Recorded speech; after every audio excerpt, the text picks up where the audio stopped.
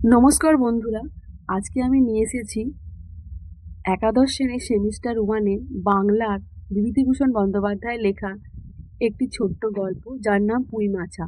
এই পুঁইমাছা গল্পের এমসিকিউ প্রশ্ন উত্তর আজকের ভিডিওয় আমি আলোচনা করে দেব।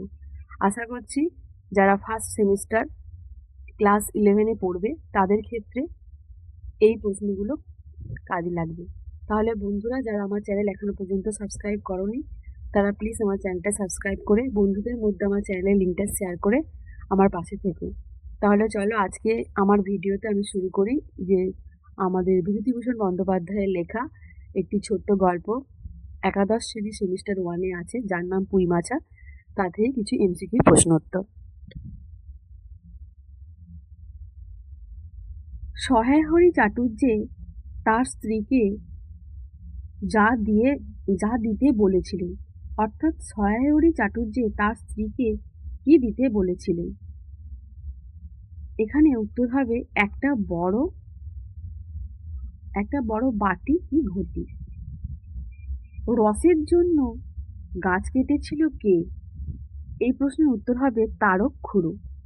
এরপর সহায়হরি চাটুর্যের স্ত্রীর নাম কি? এর উত্তর হবে সহায়হরি চাটুর্যের স্ত্রীর নাম হলো অন্নপূর্ণা। এর পরের প্রশ্ন, শীতকালের সকালে অন্নপূর্ণা কোথায় বসেছিল? এর উত্তর রান্নাঘরে দাওয়ায়। অন্নপূর্ণা অন্নপূর্ণা বোতল থেকে কি সংগ্রহ করছিল? এর উত্তর নারকেল তেল। অন্নপূর্ণা বিন্দুমাত্র আগ্রহ দেখাননি কোন বিষয়ে? এর উত্তর হবে বাটি কিংবা ঘটি বের করে দিতে। অন্নপূর্ণা তেলের বোতলটি সরিয়ে কি করছিলেন? এর উত্তর হবে স্বামীর দিকে খানিকক্ষণ তাকিয়েছিলেন।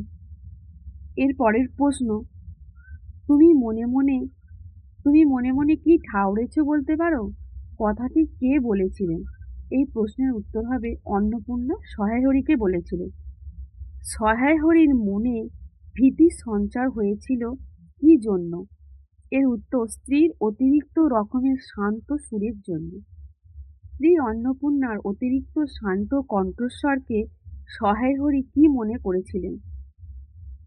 ঝড়ের অব্যবহির আগে আকাশের স্থির অবস্থা। অন্নপূর্ণা অত্যন্ত শান্ত সুরে যা বলছিলেন সেটি কি? সেটি হলো ন্যাকামি করতে হয় অন্য সময় করো। এর পরের প্রশ্ন হচ্ছে, অন্নপূর্ণার মতে ভদ্রলোকের গ্রামে বাস করা যায় না কোন কারণে? এর উত্তর হলো বাগদি দুলে পাড়ায় ঘুরে বেড়ালে। এরপর সহায়হরিকে একঘরে করার কথা যেখানে আলোচনা করা হয়েছিল, অর্থাৎ সহায়হরিকে একঘরে করার কথা কোথায় আলোচনা করা হয়েছিল? এর উত্তর হবে চৌধুরীদের চণ্ডী মণ্ডপে। অন্নপূর্ণাদের হাতে জল গ্রামের কেউ খাবে না বলে সিদ্ধান্ত নিয়েছিল। এর কারণ কি? তাদের মেয়ের আশীর্বাদের পরেও বিয়ে হয়নি। এই আমি এই আমি বলি না জানি কি ব্যাপার, এই কথা বলার সময় সহায়হরির কথায় কি ছিল? এর উত্তর হলো তাচ্ছিল্য ভাব। সহায়হরি সহায়হরিকে একঘরে করতে উদ্যোগ নিয়েছিল কে? কালীময় ঠাকুর। পরের প্রশ্ন, অন্নপূর্ণার কথা মতো খেন্তির বয়স হয়েছিল কত? এর উত্তর 15 বছর। ক্ষিপ্ত অন্নপূর্ণা সামনে থেকে তাড়াতাড়ি চলে যাওয়ার সময় সহায়হরিকে লক্ষ্য করেছিল। এর উত্তর হবে খিড়কি দুয়ার। খিড়কি দরজার কাছে খেন্তির হাতে সহায়হরি দেখেছিল কি? এই প্রশ্নের উত্তর হলো পুঁই শাক। খেন্তির বোনের হাতে যে পুঁই পাতা জড়ানো ছিল তাতে কি ছিল? এর উত্তর হলো চিংড়ি মাছ। এর পরের প্রশ্ন, খেন্তিরা চিংড়ি মাছ কিনেছিল কার কাছ থেকে? এর উত্তর হলো গয়া বুড়ি। খেন্তির চেহারা কেমন ছিল?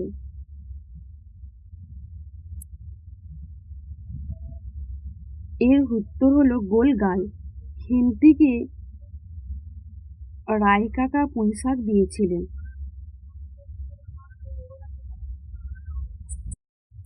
খেন্তিকে রায় কাকা পুঁইশাক দিয়েছিল ঘাটের ধারে। অন্নপূর্ণা সহায়হরি এবং মেয়েকে একসঙ্গে বলেছিলেন, এ প্রশ্নের উত্তর হবে পাথুরে বোকা। অন্নপূর্ণার মতে বিয়ে হলে খেন্তি কিরকম হতো? এই প্রশ্নের উত্তর হবে 4 ছেলের মা। এরপর মাটিতে পড়ে গেল। মাটিতে কি পড়ে গিয়েছিল? উত্তর হলো পুঁইশাকের বোঝা। অন্নপূর্ণা পুঁইশাকের বোঝা ফেলে দিতে বলেছিল কোথায়? এর উত্তর হলো খিড়কি পুকুরের ধারে। এর পরের প্রশ্ন, পুঁইশাকের বোঝা অন্নপূর্ণা খিড়কি পুকুরের ধারে ফেলে দিতে বলেছিল কাকে? এর উত্তর রাধিকে বলেছিল। পরের প্রশ্ন, সহায়হরি ছেলেমেয়েরা তাদের মা অন্নপূর্ণাকে কি করত? এই প্রশ্নের উত্তর হলো অত্যন্ত ভয় করত। তা এনেছে ছেলে মানুষ খাবে বলে। যা আনার কথা বলা হয়েছে সেটি হলো চালতা। সহায়হরি এবং অন্নপূর্ণা ছোট মেয়ের নাম কি ছিল? রাধি। মা অর্ধেকগুলো কিন্তু আমার একার, এ কথা খেন্তি বলেছিল কখন? অরন্ধের আগের দিনে। রান্না করার সময় অন্নপূর্ণার মনে পড়েছিল কার কথা? এ প্রশ্নের উত্তর হলো বড় মেয়ের মুখের কাতর দৃষ্টির কথা। অর্ধেকগুলো কিন্তু একা আমার, অর্ধেক সব মিলে তোমাদের। যার কথা বলা হয়েছে সেটি হলো পুঁইশাকের তরকারি। বাকিগুলো কুড়ানো যায় না। সেগুলো কুড়াতে না পারার কারণ কি? উত্তর হলো ডোবার ধারে ছাই গাদায় ফেলে দেওয়া হয়েছে। খেন্তির চোখ বিস্ময় ও আনন্দে পূর্ণ হয়ে গিয়েছিল। এর কারণ কি? না, তার কারণ হলো পাতে পুঁইশাকের চচ্চড়ি। চালের বাতাস গোঁজা ডালা থেকে অন্নপূর্ণা সংগ্রহ করেছিল শুকনো লঙ্কা। সহায়হরির ডাক পড়েছিল কোথায়? কালীমায়ের চণ্ডীমণ্ডপে। কালীময় যার কথা উল্লেখ করেছেন সেটি হলো কেষ্ট মুখুজ্জে। পাত্রে